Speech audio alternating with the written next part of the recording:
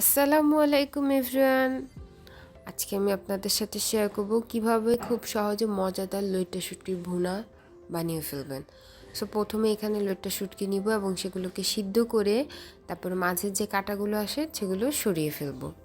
তারপর আমি তেল নিয়ে নিব এবং তাতে পেঁয়াজ, রসুন, তেজপাতা, স্বাদমতো লবণ, মরিচের গুঁড়া এবং হলুদের গুঁড়া দিয়ে হালকা ভাজা ভাজা করে নিব এবং হালকাভাবে ভাজা ভাজা হয়ে আসার পরে আমি এটাতে একটু সামান্য ধনিয়ার গুঁড়া অ্যাড করে দিব। শুটকি কিন্তু আমাদের অনেকের অনেক বেশি পছন্দ। সো এভাবে আমরা যদি লইট্টা শুটকির ভুনা বাসায় ট্রাই করি, ট্রাস্ট মি গাইস, অনেক বেশি ভালো লাগবে আপনাদের। সো এটা একটু ভাজা ভাজা হয়ে আসার পরে আমি সামান্য একটু পানি দিয়ে কাঁচামরিচ দিয়ে দিব। তারপর এটাকে আরেকটু কষাবো ভালো করে এবং এই পর্যায়ে আমরা শুটকিগুলোকে দিয়ে দিব। শুটকিটা দেওয়ার পরে সুন্দর করে এটাকে ভাজা ভাজা করব, কিন্তু একদম শুকিয়ে ফেলা যাবে না, একটু ঝোল ঝোল রাখতে হবে।